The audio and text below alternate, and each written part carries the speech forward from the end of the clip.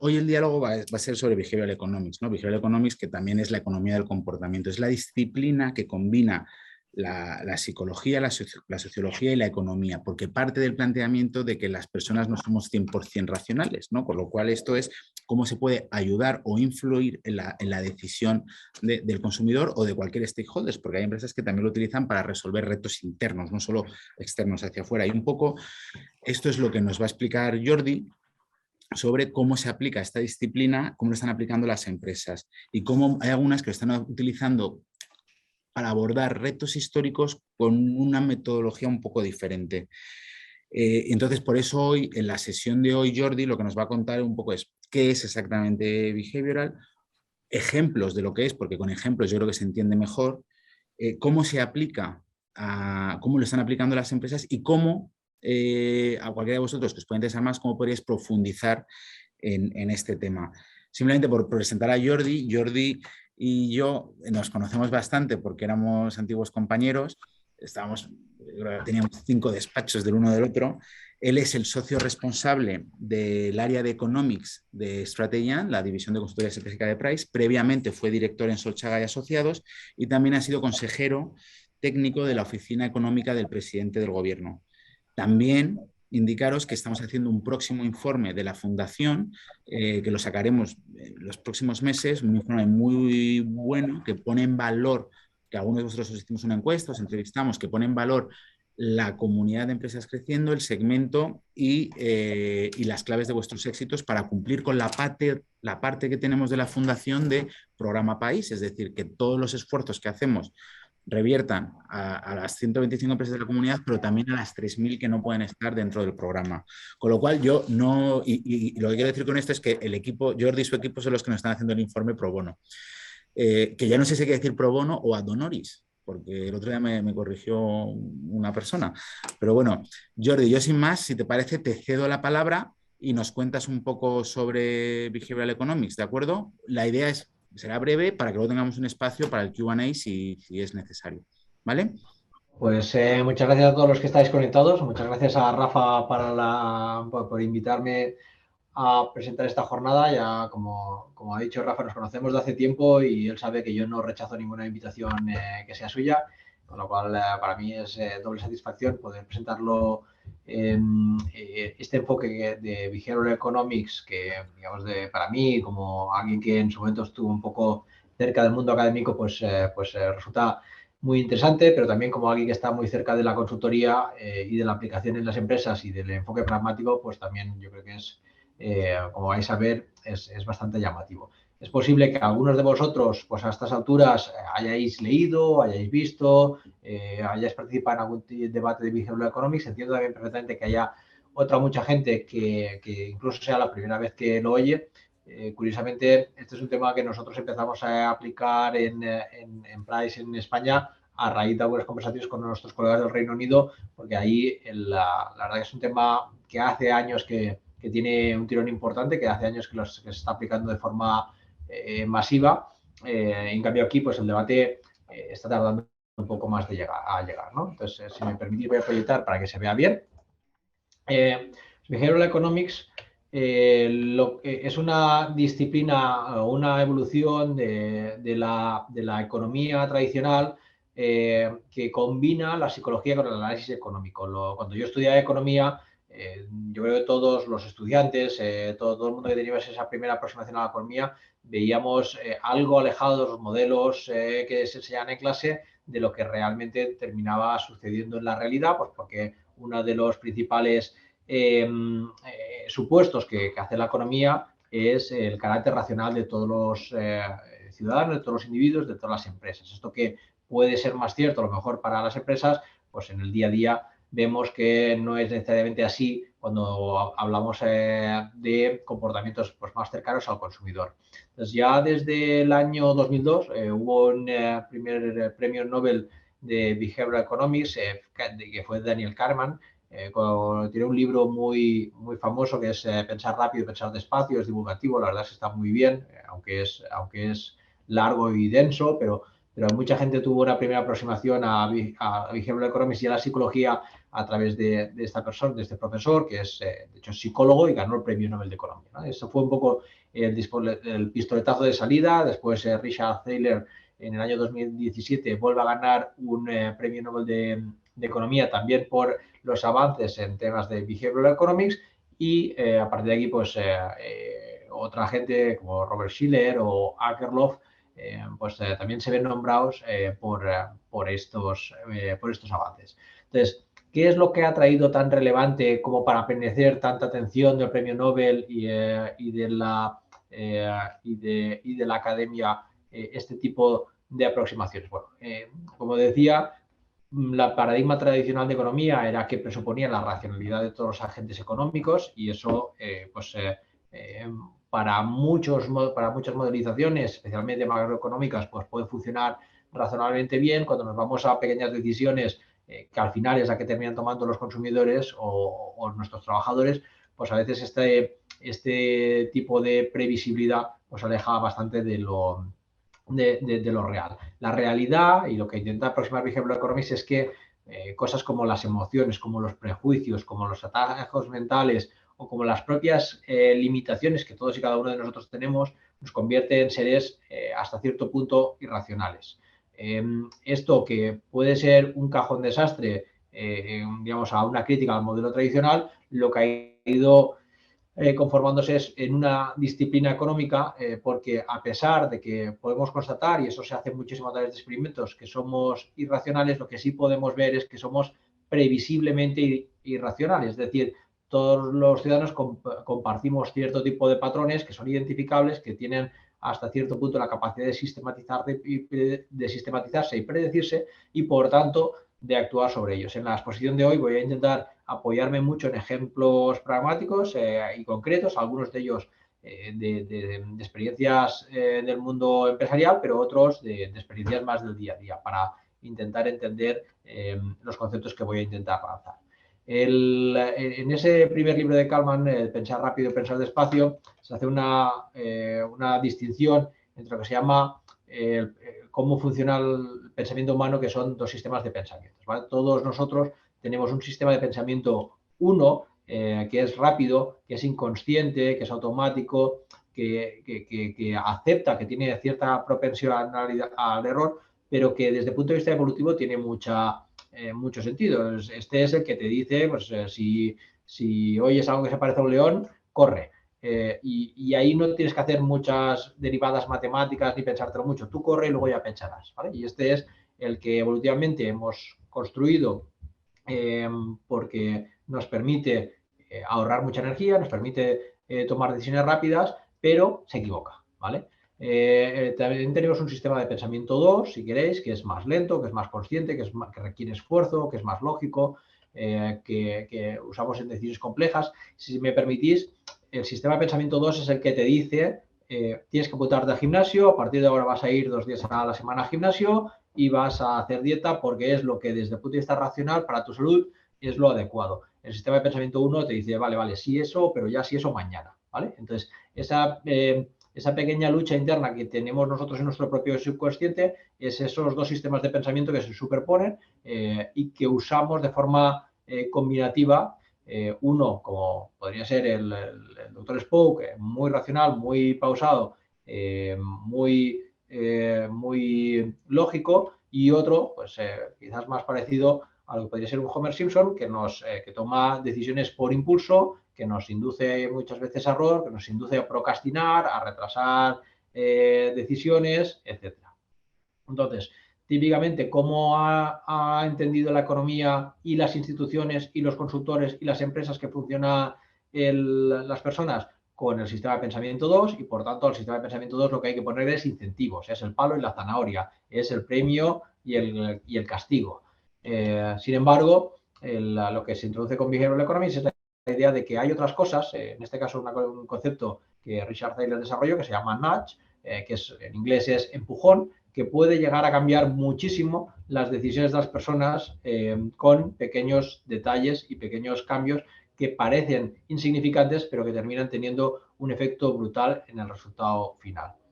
¿Qué significa nudge? Es, como decía, un pequeño empujón, que ahora os presento un par de ejemplos un poco tontos, para que entendáis, digamos, cómo esto puede afectar a las decisiones. Esto es un ejemplo tonto, pero de hecho es un ejemplo empresarial. En los años 90, en el aeropuerto holandés de Schiphol, tenían un problema muy relevante de costes de limpieza de los servicios, porque bueno, estaban especialmente descuidados, especialmente sucios y especialmente en el caso de los baños de los caballeros.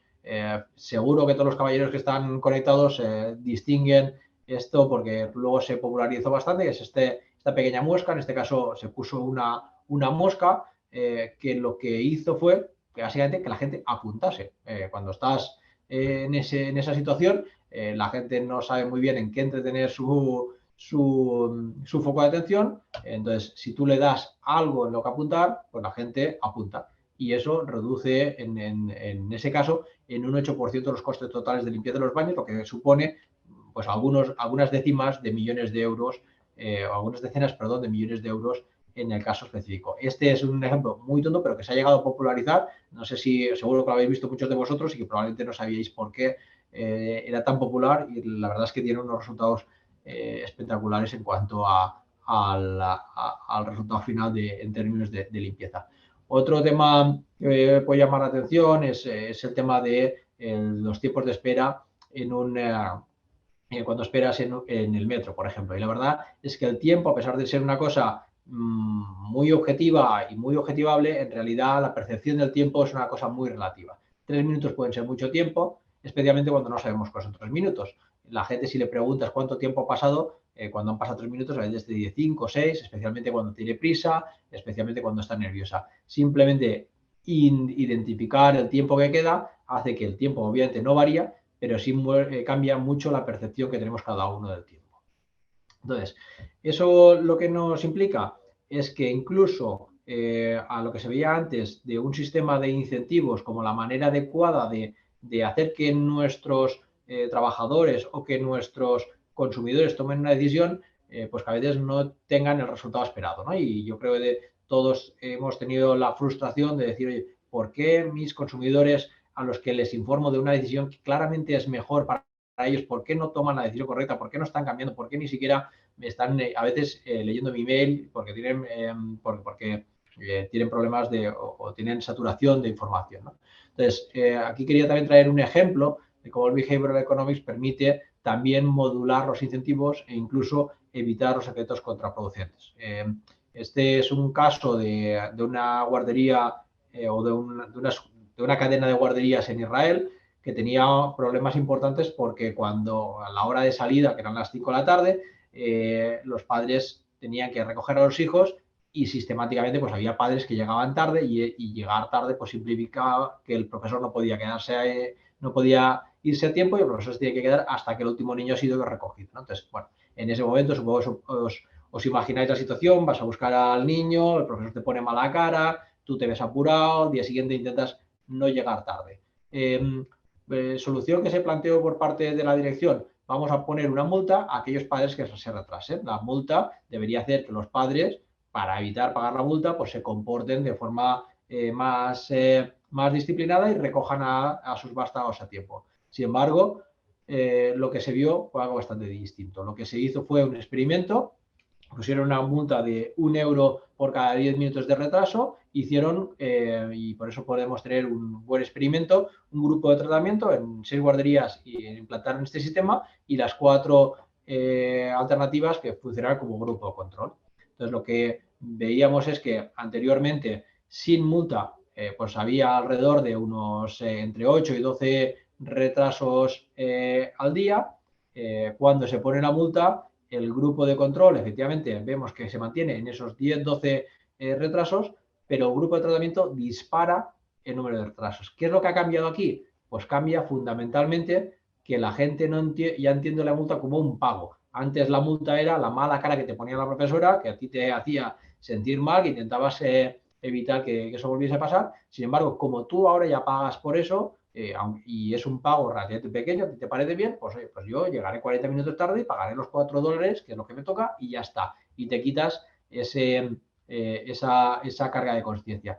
Fijaros que eso funcionó de forma tan fuerte que en ese momento se dan cuenta del error, retiran la multa como sistema de incentivos para volver a la situación inicial, y fijaros lo que pasa a posteriori, que es que ni siquiera una vez eliminada la multa, pues el grupo de tratamiento recupera la posición inicial, simplemente porque tú ya has mandado la señal de que ese coste de llegar tarde no es tan alto, y entonces, bueno, eso se percibe como un servicio de poco valor y, por tanto, como que el perjuicio que estás generando no es tan alto como el que tenías antes. Aquí lo que podemos ver es cómo efectivamente los incentivos mal diseñados, especialmente sin tener en consideración efectos psicológicos, pueden llevar a efectos contraproducentes.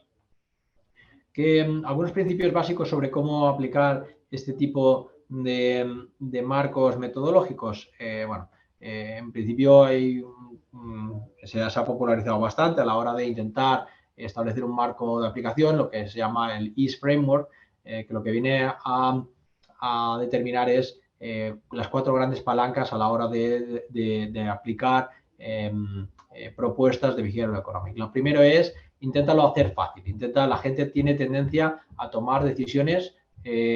La gente es perezosa, la gente quiere tomar decisiones sin esfuerzo, que prácticamente se lo des mascado, y simplificar al máximo ese tipo de esfuerzos del sistema de pensamiento 2, porque no quiere dedicar tiempo y neuronas y energía a pensar en la toma de decisiones. Y luego, ahora vamos a ver algunos ejemplos de eso. Luego, hacerlo atractivo. Cómo se presenten los beneficios o cómo se presenten los daños afecta, y afecta mucho. El envoltorio de la propuesta afecta mucho en el resultado final. Eso lo sabe muy bien la gente de marketing, pero digamos, lo que hay es una serie de experimentación que confirma hasta qué punto esto puede ser trascendente en experimentos concretos. El otro tema es social. Nosotros somos animales sociales y, por tanto, nos preocupa mucho cómo actúa el resto del mundo, cómo actúa a nuestro alrededor la gente. Extraemos información de esos comportamientos de la otra gente. Todos hemos ido a un restaurante, uno enfrente de otro, vemos un restaurante que está vacío y otro que hay cola, y todos vamos al que hay cola, porque lo que decimos es: oye, si hay cola en este, por algo será. Yo uso esa información social como guía para actuar. También cómo somos percibidos por nosotros mismos, cómo nos percibe la gente a nuestro alrededor. Son palancas que nos hace actuar de forma muy distinta. El que una decisión nos puede hacer, por ejemplo, parecer pues más solidarios, o más sofisticados, o más amigables. Y finalmente, el timing es un tema muy, muy importante a la hora de tomar las decisiones. Ahora vamos a ver ejemplos específicos de esto que estoy contando, un poco teórico. Cuando hablamos de temas sobre hacerlo fácil, os voy a poner un ejemplo que tampoco es del mundo empresarial, pero es del mundo médico. En Europa hubo un gran debate hace unos años sobre las tasas de donación de órganos. Lo que pasaba es que había unos países que tenían las tasas de donación de órganos sistemáticamente muy bajos, y otros que tenían las tasas de donación de órganos extremadamente altas. Claro, es que no hay países intermedios: o eres muy alto o eres muy bajo, con un carácter muy marcado. Y además hubo aquí mucha teorización sobre si eso era un tema de países protestantes o países católicos, países mediterráneos, países nórdicos, y no había una explicación clara. Al final, un investigador dio con la clave, y es un tema fundamentalmente de cómo está escrito el papel de donación de órganos.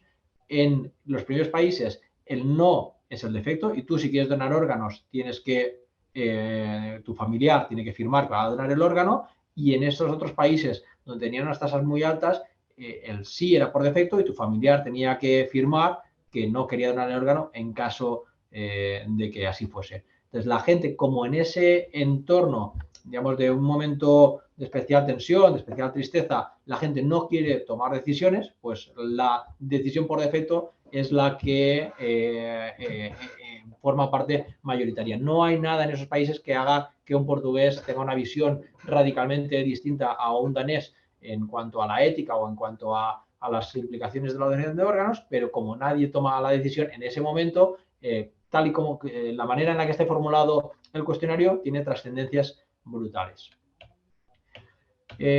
Otro ejemplo también de hacerlo fácil. Este es un experimento que está publicado en un paper científico.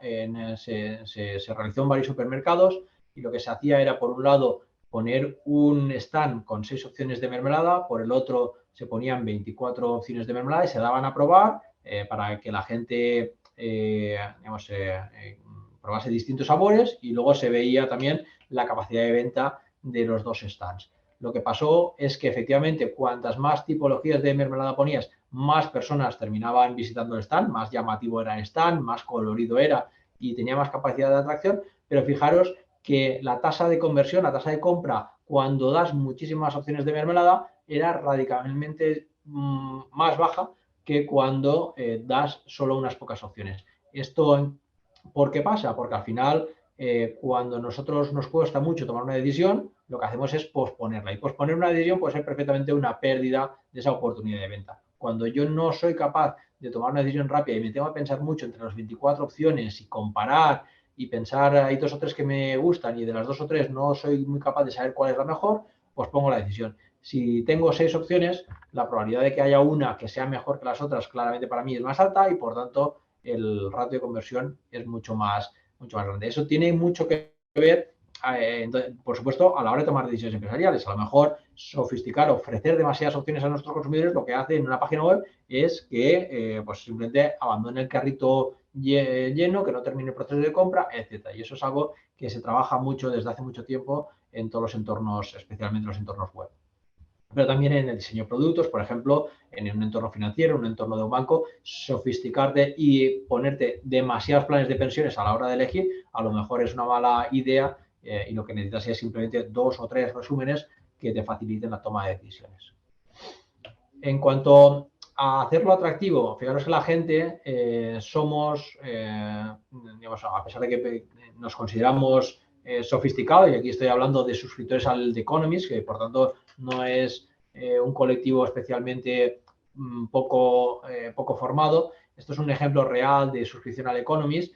En la página web te podéis suscribir, tenías una opción de suscribirte por $60 al economist.com, la versión web, o 125 a la versión web y impresa, ¿vale? Esto al final hicieron un experimento en los propios gerentes del The Economist y pusieron una opción adicional, que era una opción solo suscripción que valía exactamente lo mismo que la versión web impresa. Fijaros que entre la opción 2 y la opción 3, entre esta opción de aquí y la opción esta de aquí, debería ser totalmente, la opción 2 debería ser totalmente superada, nadie debería elegir la opción 2 y por tanto esto no debería cambiar para nada la forma en que la gente toma las decisiones entre si va a coger la suscripción online o va a coger la impresa y online.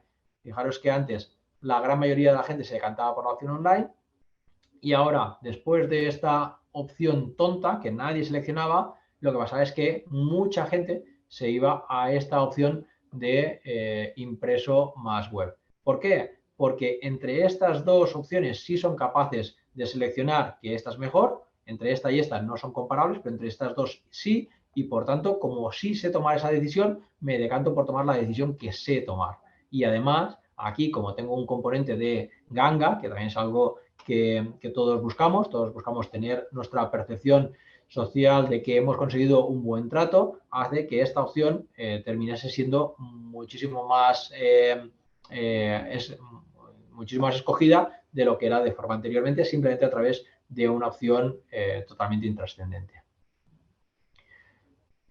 Otro tema de cómo percibimos la atracción, esto es un experimento que se hizo hace unos años y ya sabéis que ya no es especialmente popular, pero en su momento se miraba dos tipos de productos, eran el mismo producto en un caso y en el otro. En uno lo que se hacía era que el producto era muy barato, en este caso fijaros que el producto es prácticamente gratis, el coste final es el mismo y lo que cambia es el coste de envío. En uno te regalan el coste de envío, en el otro prácticamente te regalan o te ponen muy, muy barato el precio del producto y en cambio te lo cobran en el coste de envío. Y también, de nuevo, a pesar de que el economista tradicional te debería decir que las dos opciones deberían tener exactamente la misma, la misma tasa de conversión, lo que se ve es que en este caso el precio bajo, la ganga, el hecho de me estoy llevando una cosa, un precio muy, muy bajo, tenía un efecto ancla mucho más fuerte que sobreponderaba el problema de los costes de envío, y aquí incluso en uno de los experimentos pues ya había un 35% más de ingresos. Cuando hablamos de temas sociales, aquí también hay muchísimos ejemplos. Todos queremos tener, como decía antes, comportarnos un poquito como creemos que se espera de nosotros. Todos tomamos en consideración lo que hace la gente, y esto se usa, por ejemplo, bastante en el entorno de los cobros. Hay empresas que están usando estas técnicas. De hecho, se empezaron a desarrollar en el entorno público con cartas de impuestos y con cartas de multas. En este caso he traído un ejemplo del Ministerio de Nueva Zelanda, donde mandaba cartas sobre multas de tráfico, que obviamente era un problema de gestión para el Ministerio, y se probaron bastantes tipos de redactados. Y lo que se vio es que había una frase que cambiaba muchísimo la tasa de respuesta, la tasa de pago en esas cartas.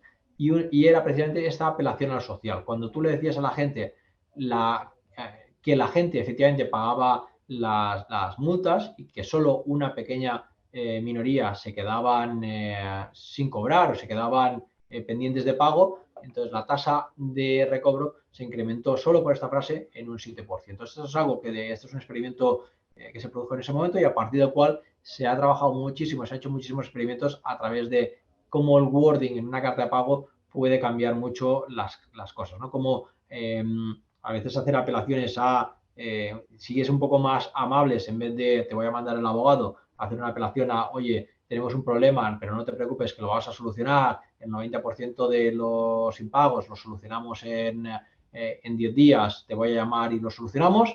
Eso es muchas veces mucho más efectivo que una carta amenazante con abogados, aunque a lo mejor para otro perfil social, pues sí que tienes que hacer ese tipo de comunicaciones. Otro ejemplo también y este también es empresarial, es un problema que tenía Virgin Atlantic con el uso de combustibles. Al final, un avión parece que a la hora de uso de combustible no es muy distinto a un coche, y según cómo el piloto use el tipo de conducción, pues puede llegar a consumir de forma eficiente o no el combustible. Y efectivamente, en el caso de la diferencia del coche, el combustible de aviones es extremadamente caro y extremadamente relevante a la hora de determinar los beneficios o las pérdidas de una empresa como Virgin Atlantic. Lo que hicieron fue simplemente decir que estaban monitorizando durante 8 meses, iban a monitorizar, iban a vigilar para ver quién estaba usando bien el combustible y quién no. Fijaros que no había ni penalizaciones ni premios. De nuevo, el ser el economista tradicional nos deberías decir que, bueno, si lo único que te dicen es que te van a mirar, pero que no va a haber premio ni penalización, ni zanahoria ni palo, debería quedarse igual. Y fijaros que durante el experimento la gente empezó a comportarse de forma mucho más eficiente. Eso supuso un ahorro de casi 800.000 euros en combustible durante los 8 meses que duró. Y de forma interesante también, cuando pasó ese plazo de septiembre de 2014, a partir del cual ya no se monitorizó, la gente ya se había acostumbrado a volar bien, a volar de forma eficiente, y este cambio se mantuvo después de la monitorización y fue una ganancia estructural para Virgin Atlantic en los siguientes años. En cuanto al timing, bueno, aquí digamos yo creo que el momento adecuado es muy relevante. El ejemplo que traigo también es un ejemplo que se inicia también en un experimento académico, en un paper, donde se sugiere que la gente se comporta de forma distinta a la hora de mentir en función de determinados tipos de contexto, ¿no? Y uno específicamente es una cosa tan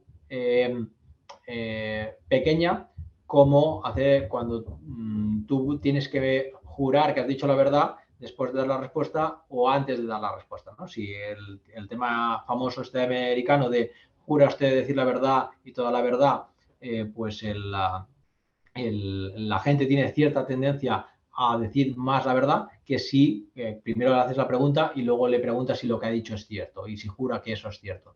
Entonces, cuando la gente firmaba debajo, el 80% de la gente en este experimento mentía. Cuando la gente firmaba primero que iba a decir la verdad, el ratio se reducía muchísimo. Esto lo aplicó la aseguradora Swiss, esta misma idea, para hacer firmar los seguros, los partes de accidente, te los hacía firmar antes, pues lo típico de que se te ha quemado en tu casa y bueno, pues la gente a lo mejor tiende a poner cierta exageración y a poner pues que en realidad tenía 2 ordenadores en vez de tener uno, o que tenía una televisión más buena de la que tenía. Cuando primero les preguntan si van a decir la verdad o les piden garantizar que lo que van a decir es cierto, la gente tiene una tendencia mayor a responder de forma veraz que en el caso contrario.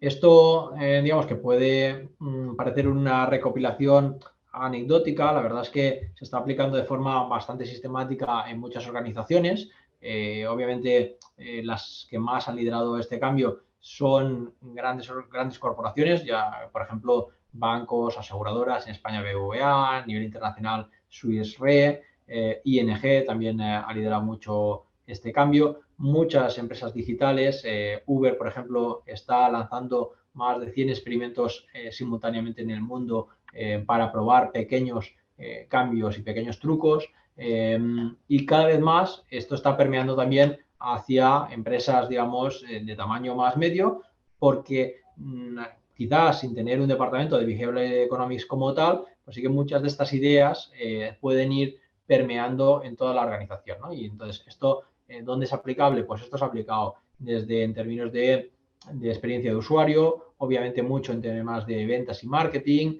en temas incluso de recursos humanos, de cómo generar, cómo hacer que nuestros empleados se comporten pues de forma correcta, de forma ética en determinados casos, incluso en términos de IT para ciberseguridad, cómo hacer que no compartan contraseñas, cómo conseguir aumentar tu tasa de facturación y de recobros. Esto transformado a proyectos específicos, pues puede ser desde promociones de canales y autoservicios, es decir, hacer que la gente, en vez de ir al banco o al cajero automático, que puede ser un recurso más caro, pues use la aplicación, reducir impagos y recobros, como hemos dicho, reducir el churn, gestionar incidentes y reclamaciones gestionando la ira de un cliente enfadado y que no pierda ese cliente por culpa de ese impasse y que incluso puede llegar a ser una oportunidad para tener una experiencia favorable, cómo optimizar los precios de los descuentos, cómo aumentar ventas, cómo usar los insumos de forma razonable, como el ejemplo que hemos visto del consumo de combustible, los incentivos a los empleados o incluso, como decía, la promoción de la ciberseguridad. Este tipo de proyectos, ¿cómo típicamente se estructuran? Pues son proyectos que obviamente tienen una parte de diseño teórico inicial, que se basan en la revisión bibliográfica de las cosas que hay experimentos que la academia está publicando y que están generando mucho interés, pues porque están sugiriendo que en determinados contextos cambios de los consumidores o cambios de los ciudadanos pueden ser provocados por pequeños nudges, se identifican, se ven en qué situación dentro de una firma para un reto específico se pueden aplicar. Por ejemplo, ante un reto de reducción de impagos, pues se miran cuáles son el tipo de marcos teóricos que se pueden aplicar, cuáles son las experiencias previas que podrían funcionar. Obviamente todo esto se combina con Data Analytics de la propia empresa.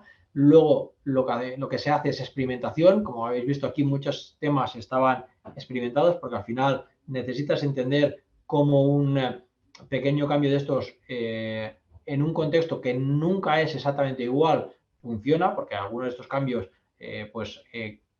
hacen variar significativamente el contexto y hacen que la idea, por muy buena que sea, pues no funcione como esperado y por tanto se hacen aleatorizaciones, se hacen experimentos, se hacen pruebas, eso realimenta de nuevo esos análisis y al final, una vez se verifica que un pequeño cambio de estos puede ser transformador, se implementa y se analiza la coste-efectividad de la medida. Como decía, voy a terminar un poquito como he empezado. Este tipo de evolución de la economía ha tenido, por suerte, mucho reconocimiento en algunos premios Nobel, pero también ha tenido mucha traslación en bibliografía, digamos, de divulgación. Estos propios, incluso algunos de los propios Nobel, pues han escrito libros muy interesantes que yo creo que son algunos de lectura obligada para altos directivos de empresas. Estos quizás probablemente los que os pongo aquí son los más famosos. Todos están traducidos al español. Aquí he puesto la versión inglesa, pero he pensado que alguno de vosotros la preferiríais así. El primero, el de Thinking Fast and Slow, digamos, es un punto, es el punto de partida de toda esta corriente, pero no necesariamente el primer libro para empezar, porque es un libro un poco difícil. Quizás el último que pongo es el más divulgativo, pero todos ellos están firmados por gente, primeras espadas, que han marcado mucho la tendencia y que estoy seguro que si os animáis a leer alguno de estos libros os va a gustar y os van a sorprender los ejemplos que ponen. Y hasta aquí, dejo tiempo suficiente para que haya preguntas, para que haya comentarios y para que haya debate, por supuesto. Muchas gracias, Jordi. Yo sí que me gustaría hacer... ¿Nos puedes poner algún ejemplo de alguna empresa en España que haya aplicado este concepto de behavioral economics, como has comentado, algunas que lo están haciendo en España? Sí, en España, por ejemplo, yo creo que el caso digamos, más avanzado es el Banco BBVA, que tiene está impulsado por el propio presidente de la compañía. Ellos han creado una unidad de Behavioral Economics a nivel mundial que realizan proyectos, son como una especie de cuerpo de élite que en metodología de Agile pues van y complementan proyectos de otros departamentos. Y la verdad es que tienen un nivel de evolución muy, muy relevante. Ya están combinando temas de behavioral economics con inteligencia artificial. Ya están haciendo que la publicidad segmentada se vaya actualizando y vaya usando palabras específicas en función del perfil de sesgo que puede tener cada una de las personas que va a recibir esa publicidad. Y probablemente sea un poco la empresa espejo en la que muchos se fijan. En el sector financiero, donde probablemente muchas de estas cosas son especialmente ciertas porque hay muchos temas de sesgos en un entorno de tipos de interés, en entornos de descuentos del tiempo, etcétera. Yo creo que hay varios bancos que ya han aplicado metodologías de estas, pero por ejemplo nosotros también hemos hecho proyectos en empresas energéticas, para temas de cambio de canal, lo hemos hecho incluso para ONGs, lo ha hecho Endesa, lo ha hecho el Banc Sabadell. Digamos, es un tipo de iniciativas que se están empezando a popularizar, que todavía quizás no han terminado de permear en todas las organizaciones o en muchas de las organizaciones, pero que creemos que en los próximos años pues, va a ir en aumento. Gracias, Jordi. Yo no sé si alguien tiene alguna pregunta o algo que quiera añadir, aprovechando que tenemos unos pocos minutos. Sí, si me permites, no sé cómo levantar la mano, por lo cual salto directo a la pregunta, Jordi. Sí, adelante. En primer lugar, gracias por compartir la información. Los ejemplos que has puesto son evidentemente grandes empresas, grandes corporaciones con suficientes recursos como para poder dedicar departamentos enteros a hacer todo este tipo de trabajo. Nosotros, al menos hablo por compañías, la definición de compañías decreciendo básicamente pues ya la conoces, ¿no? Compañías que estamos en ese momento en el cual querríamos hacer lo que hacen los grandes, pero no tenemos los recursos muchas veces ni las capacidades para poderlo hacer. Nosotros hemos estado mirando bastante en algunas áreas, intentar trabajar en elementos estos de psicología del consumidor, precisamente para poder entender y poder trabajar, ¿no?, en algunos de estos elementos. Pero claro, nos encontramos un poco con las limitaciones de tamaño, de presupuestos, de recursos. ¿Qué consejo nos darías en ese sentido? O sea, porque entiendo que vosotros aquí os presentáis como acompañantes pero acompañantes para las grandes empresas tienen una dimensión, para empresas de nuestro tamaño probablemente tengan una dimensión totalmente distinta, ¿no? Sí, o sea, entiendo tu comentario. O sea, cuando definimos efectivamente BBVA como una empresa líder en esto, pues BBVA tiene el músculo, la capacidad, el tamaño, la escala, como para poder dedicar 4 personas a pensar sobre esto y otro 14. Obviamente, yo creo que el gran poder de Behavioral Economics es que no es necesariamente una metodología cerrada y de escala, sino que muchas veces simplemente un marco mental. Es una manera de pensar y por eso he querido terminar con la bibliografía. Yo creo que simplemente la lectura de estos libros, el conocimiento de estos ejemplos, hace que cuando tú enfoques un proyecto nuevo en tu día a día, pues incorpores muchos de estas pistas a la hora de plantearte, oye, pues esto a lo mejor deberíamos frenar y no poner, no siempre más es mejor, ¿vale? Un ejemplo claro como el tema de la mermelada, ¿no? Pues simplemente tener ese ejemplo, pues a lo mejor en un momento determinado te hace reflexionar y te hace decir, oye, a lo mejor no tengo por qué ofrecer 17 productos en el mercado, a lo mejor si diseño 4, en vez de poner 17 cremas intentar de poner 17 cremas en una farmacia, pues a lo mejor con 4 tengo resultados mucho más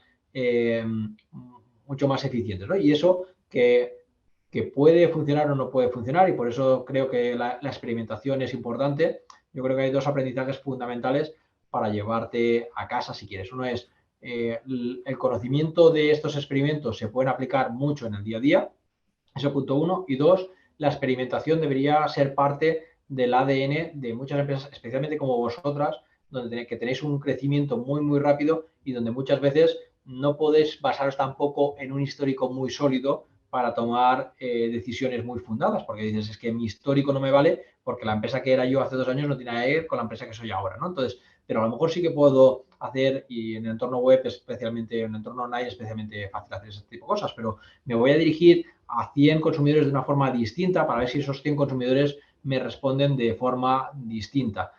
Y eso, a mí una cosa que hemos visto nosotros y que nos han trasladado a nuestros clientes cuando hemos trabajado con ellos es, el proyecto ha ido bien, y lo sé que hemos hecho, y Rafa los conoce, han ido bien, han ido muy bien, pero el cliente en general lo que más nos ha valorado es que los insights que se lleva para el futuro, para aplicarlo en su día a día, en su carrera profesional y en otros entornos en los que ya no vamos a estar nosotros allí, ¿vale? Y luego a lo mejor hay un problema de nuevo muy gordo y quieres una revisión de la literatura para saber más cosas o tener más ideas o poner más cabezas pensantes a plantear ideas novedosas, pero no necesariamente ese siempre es el enfoque, es simplemente el tener ese tipo de conocimiento y que ese conocimiento esté razonablemente disperso en la organización puede ayudar a tomar esas decisiones en los momentos importantes, que son microdecisiones que podéis estar tomando prácticamente todos los días.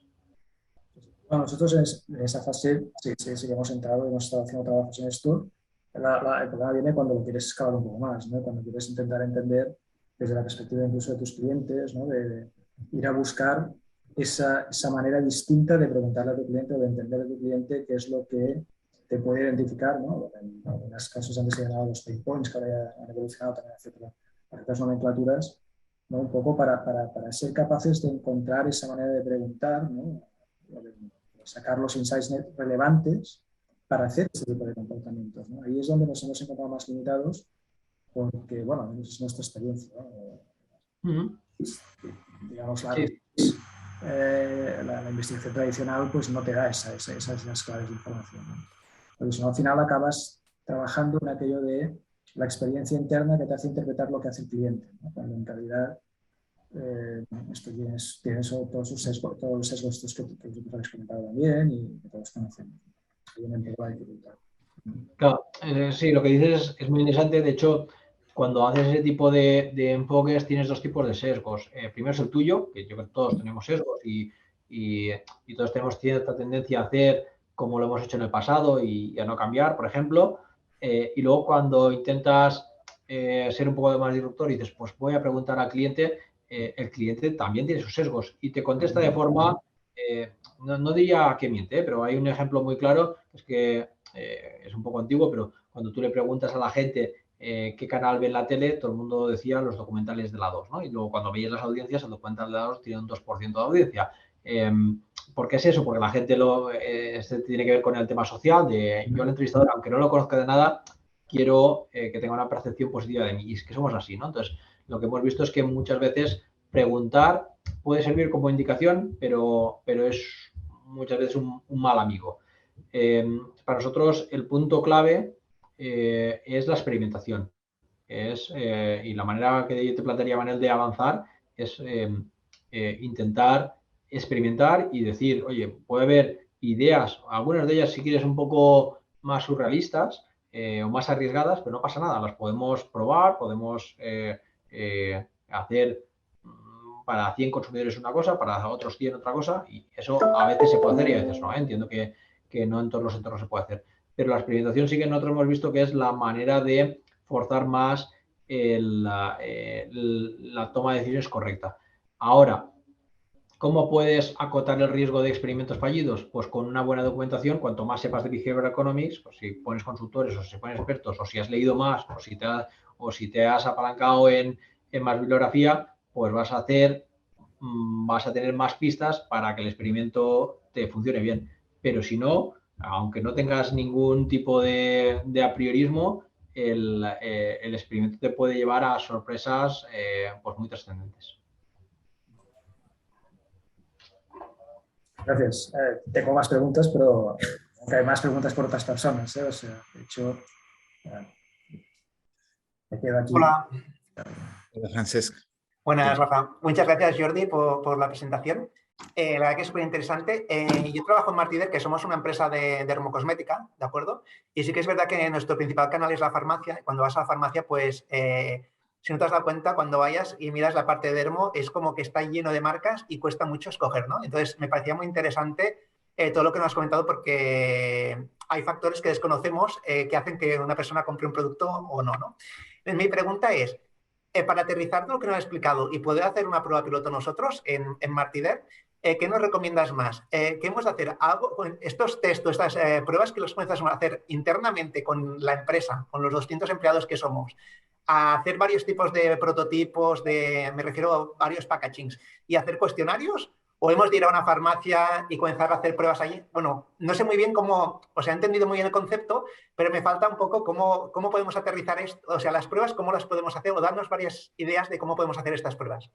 Sí, está bien. Yo creo que lo que planteas son cosas complementarias. Y perdona que te conteste un poco a la gallega. Que no eres de Galicia, ¿eh? No te hagas no, el gallego, ¿eh? tengo el mismo acento que Francesc, que creo.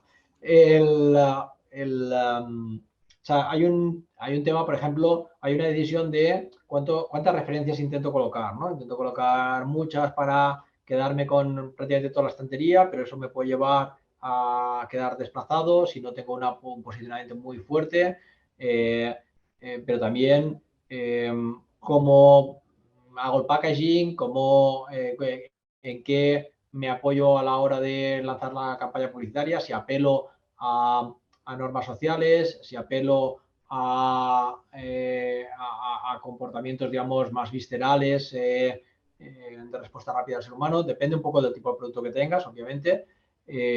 Y el experimento, o sea, los experimentos, yo creo que los dos que planteas son compatibles. Es decir, uno es hablar con farmacias en las que puedes tener un poco más de confianza, ¿no? Y decir, oye, ¿te importa que durante una semana probemos esto y te voy a estar monitorizando y voy a intentar controlar los resultados? Y otra es hacer un experimento dentro con tus empleados. A mí, en general, la indicación es que este tipo de sesgos, cuanto más cerca al consumidor estás, más se detectan. Se detectan mucho más cerca al consumidor que, por ejemplo, en un B2B, que tienen cierta más tendencia a menos a tomar decisiones un poco más fundadas, con lo cual, de las dos opciones que me planteas, a mí me gusta más la del consumidor porque es un trabajo de campo real de, al final, cómo ha tomado la decisión el consumidor. Lo que sí que te diría es, intenta tener una teoría, no una aleatorización totalmente random, porque luego ese conocimiento lo vas a poder extrapolar de forma mejor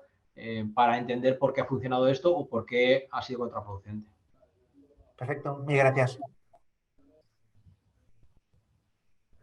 Si no hay ninguna pregunta, Jordi, ¿técnicas de fast prototyping entrarían en este tipo de Perdona que no te he entendido, Manel. Sí, perdona. ¿Técnicas de fast prototyping entrarían en este tipo de experimentación que estáis definiendo aquí? A ver, parcialmente, digamos, o te lo diría al revés. El behavioral se puede aplicar en proyectos de fast prototyping. Es decir, tú cuando diseñas algo rápido, lo puedes hacer, como decía antes, desde el punto de vista de la aleatorización total, de, oye, no tengo ni idea, pues la caja la pongo verde, roja, azul, tal, no sé qué, y la experimento y a ver qué pasa, ¿no? O puedo tener un cierto conocimiento y decir, oye, yo sé que este producto, que es un tema